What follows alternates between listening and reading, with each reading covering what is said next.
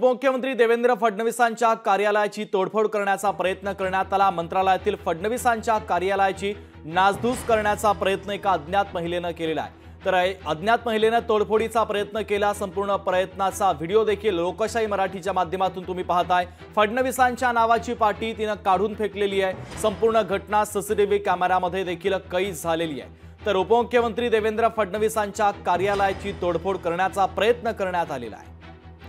चेतन ननावरे आपले प्रतिनिधी आपल्याला घटनेच्या संदर्भातले अधिकचे अपडेट देतात। चेतन, निश्चितच शुभम, काल उपमुख्यमंत्री देवेंद्र फडणवीस यांनी सह्याद्री अतिथीगृहावरती ऊर्जा विभाग आणि जलसंपदा विभागाच्या महत्त्वाच्या बैठका बोलवल्या होत्या। यामध्ये कोट्यवधी रुपयांचे करारही झाले। मात्र याच दरम्यान त्यांच्या मंत्रालयातील जे त्यांचं कार्यालय आहे त्या कार्यालयामध्ये एक महिला आलेली होती आणि या महिलाने एकंदरीतच आपण पाहिलं असेल तर त्या व्हिडिओच्या माध्यमातून जी गोष्ट समोर येते की कुणीही नसल्याचं पाहत जी नेमप्लेट आहे तेथील कुंड्या ठेवलेल्या होत्या त्याची तोडफोड केलेली आहे।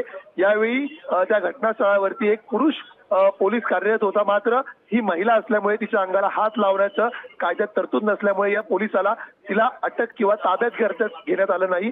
आणि आता सध्या या तोडफोडीच्या प्रकरणानंतर एकंदरीतच उपमुख्यमंत्री कार्यालयाने आता पोलिसांमध्ये तशी तक्रार दाखल केलेली आहे। या अज्ञात महिलेचा शोधही सुरू आहे। सध्या तरी जी माहिती समोर येते की सचिव गेट जो आहे मंत्रालयातील त्या गेटमधून या महिलेने प्रवेश केला होता। त्यामुळे तुर्तास या महिलेचा काय उद्देश होता या तोडफोडी मागे याचा शोध पोलीस घेत आहेत। शुभम, चेतन, या निमित्तानं मंत्रालयामधील सुरक्षा जी असते त्या संदर्भात प्रश्नचिन्ह उपस्थित होत आहेत का?